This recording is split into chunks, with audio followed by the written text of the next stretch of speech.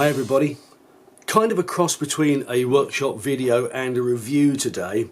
I've got a classic Squier Classic Vibe Telly on the bench today, and it's come in because it really needs some fret work.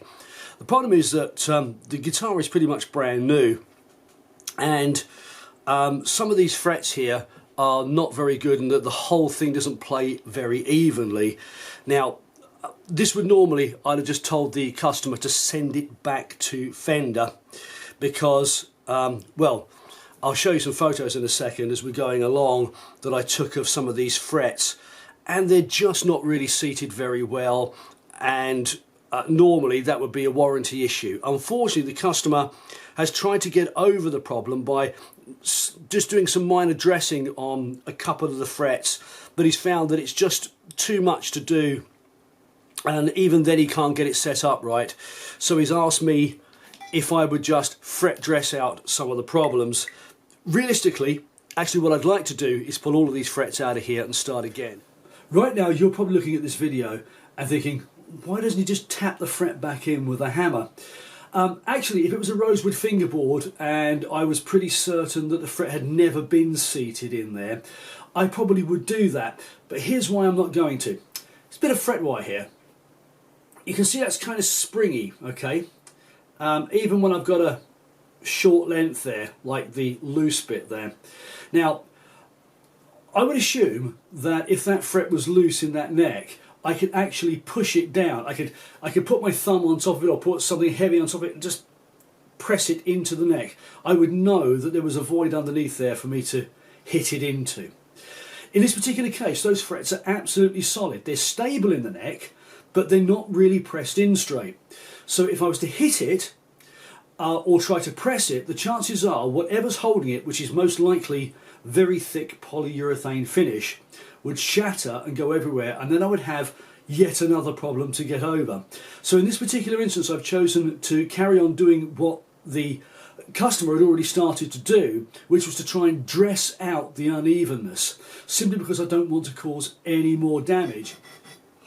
Well, you can see where it's really high, and that's these ones here, and these are the ones that are not in the neck very well. This one also is not in the neck very well, and obviously the 22 is sticking up a little bit, sorry, 21 is sticking up a little bit, but you can see it's not taking a particularly even roll at those frets. 2 is also high. That's not very good at all. In fact, when the neck was straight enough, the first thing I noticed was actually the open string was quite high, but the first fret was buzzing quite badly. So I'm just going to keep going at this, and we'll get this flattened up as best we can, get the rocker on it and have a look.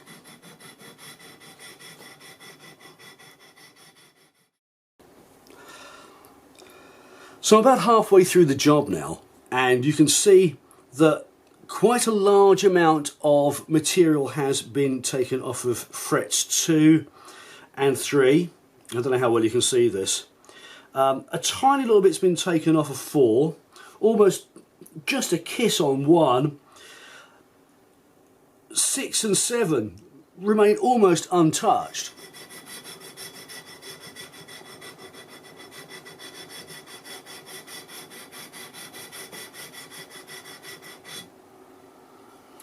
Well, I think we're just about there now. Let's just clean up.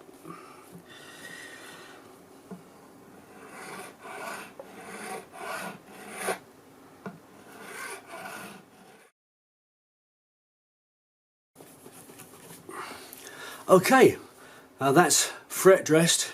So now we can do a proper assessment of this guitar. Let's get some strings on it. Well, the strings are on, and judging by how clean things are here,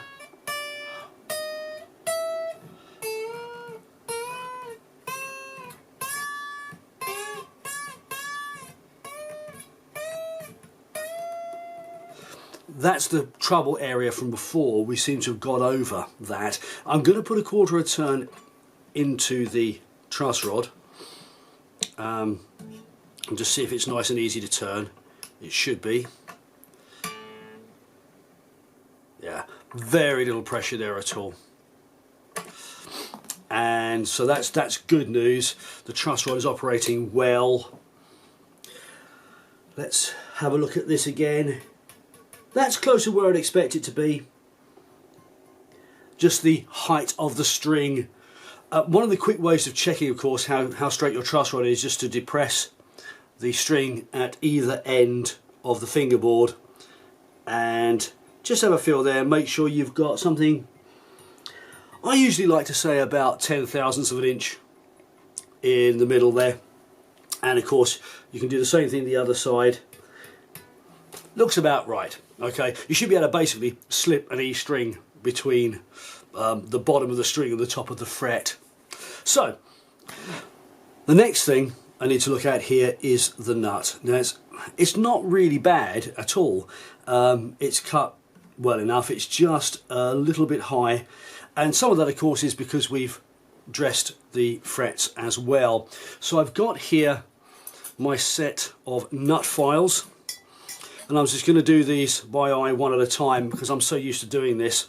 I don't normally have to use feeler gauges to do the job. So I'm just going to loosen the string off, and that's my 50.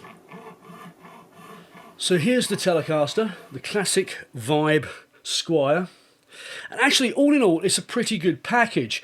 The hardware is good. We've got a good ashtray bridge here, strings through the body. The bridge saddles have got the notches in them so that the string is not moving around like it might have done on the old ones. The only thing I'd say is that it might have been better if these were slightly more compensated. The tuning heads are nice and stable, and again they're the 1950s style ones, which I particularly like, where the string hides into the middle of the tuning peg. The nut's okay, it was cut okay, I had to take a little bit more height out of it. And everything seems to work. You know, the fit and finish is actually quite nice on it. I mean, if you look on the, you can see it probably a little bit better on the back. You see that nice ash look coming through the semi-opaque blonde finish. It's really quite nice. So, what does it sound like? Into channel 2 on my boogie. Sounds like this.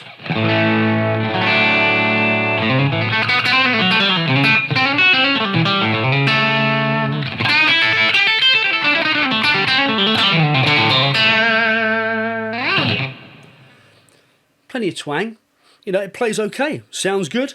The pickup's nice and lively. It rolls off quite nicely as well.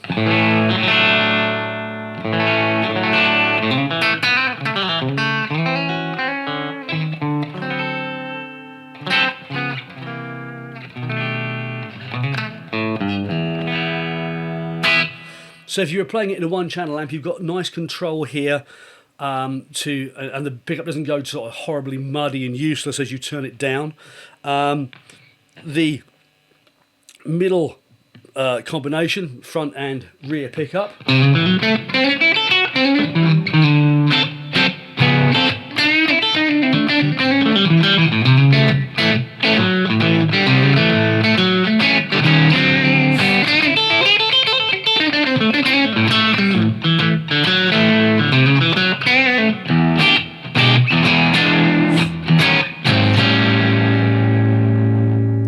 And again, if you roll it back, it doesn't lose too much.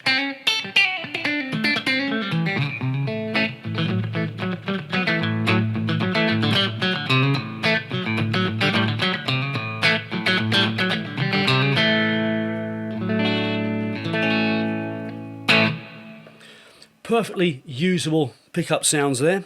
And the neck pickup, like all Telecaster pickups, not particularly strong, but has this nice sort of bluesy tone.